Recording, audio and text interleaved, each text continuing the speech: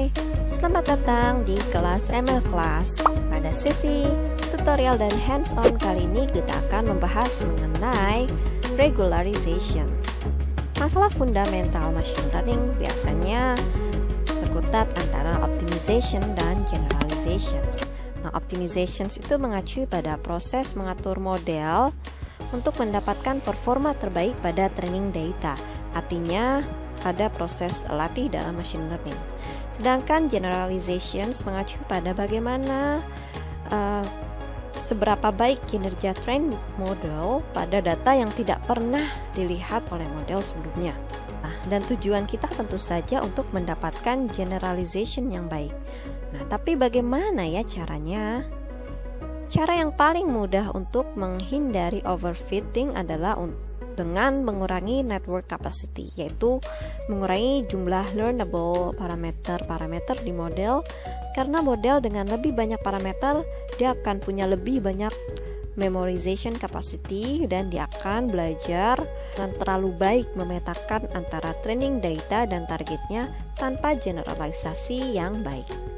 Tapi jika network memiliki memorization resource yang terbatas, dia tidak terlalu menghafal mapping antara training data dan targetnya, sehingga dia harus menemukan lagi, dia belajar lagi representasi datanya untuk memprediksi target. Tapi jangan lupa, network capacity ini harus disesuaikan juga supaya tidak underfit.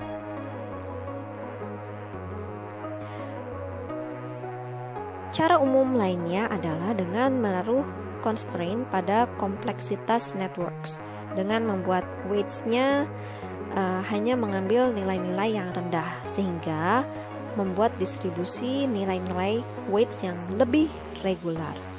Ini disebut weight regularization.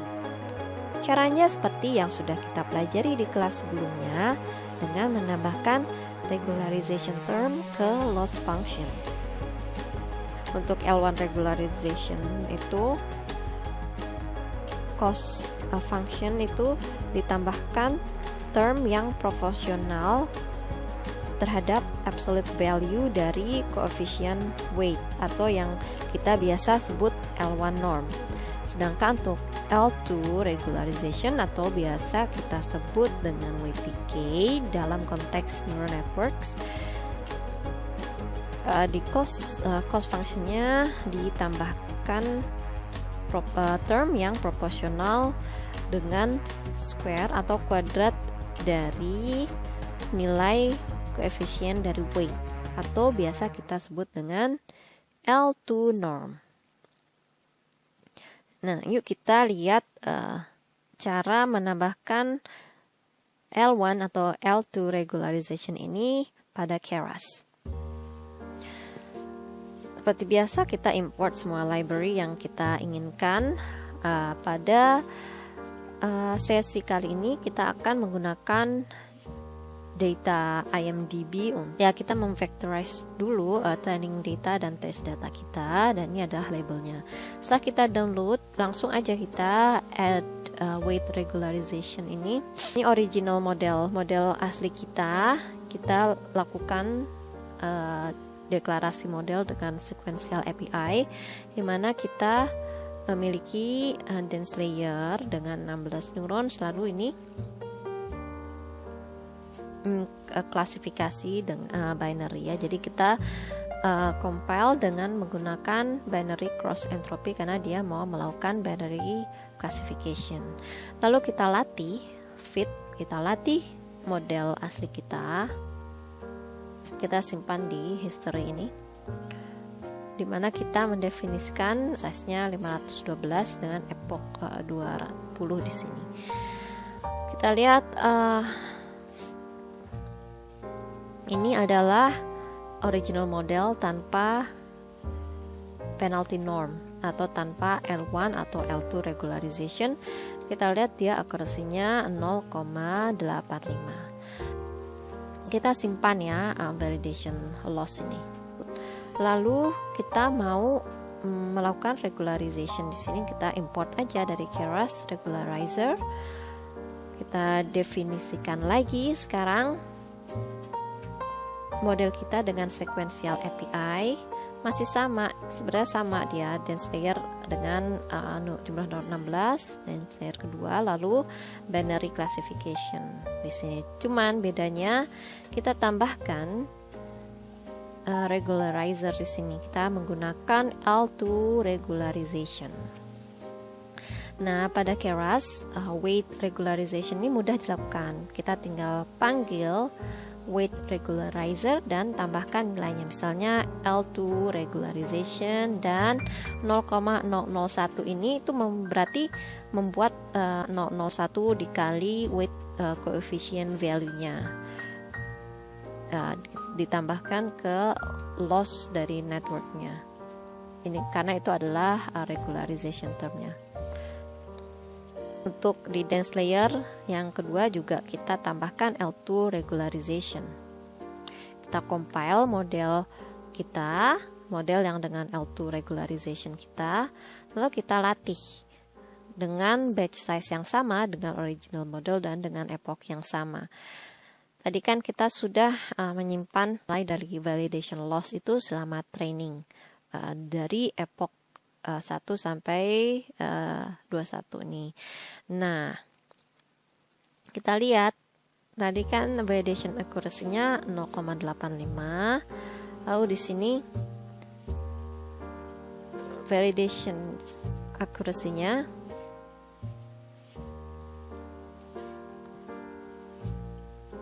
di akhir epoch tuh 0,86. Nah, jadi ada peningkatan, tapi yang lebih penting kita mau melihat, kita mau memplot nih, kita save juga tadi nilai-nilai validation loss ya. Nah, bagaimana efeknya setelah regularisasi?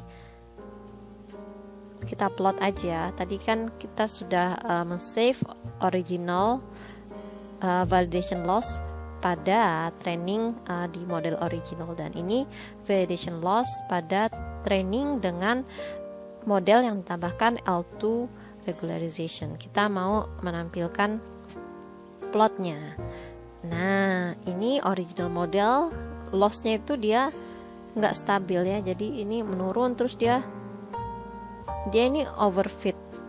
Nah, dia overfit karena harusnya dia di sini nih, tapi dia meningkat lagi validation loss-nya, itu berarti overfit. Tapi setelah kita menambahkan L2 regularization, model dengan L2 regularization dengan dots ini nih, yang bulat-bulat ini, dia lebih tahan terhadap overfitting dibandingkan dengan model yang asli.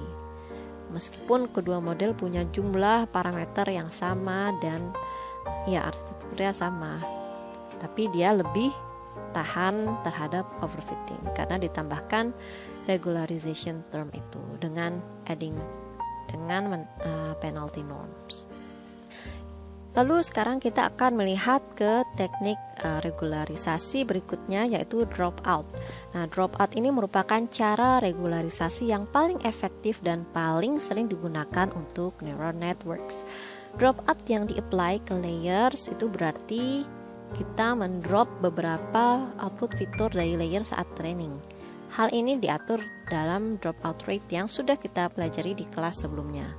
Nah, tapi pada saat testing time tidak ada neuron yang di drop dan nilai output layer itu di scale down dengan faktor yang sama dengan dropout rate untuk menyamakan kalau ada lebih banyak unit yang aktif dibandingkan saat training. Nah, dengan Keras kita mendefinisikan lagi model kita dengan sequential API, di mana ini adalah model dengan dropout, di mana kita bisa menambahkan layer dense layer pertama ini, lalu dense layer, lalu kita tambahkan dropout dengan dropout rate-nya 0,5 misalnya, dan kita tambahkan lagi hidden layer selanjutnya dengan, lalu kita compile model kita masih melakukan binary classification di sini. Lalu kita latih tetap model kita kan sama tadi, dengan batch size-nya sama 512, epochnya juga 20. Kita lihat ya bagaimana efek dari dropout ini terhadap model.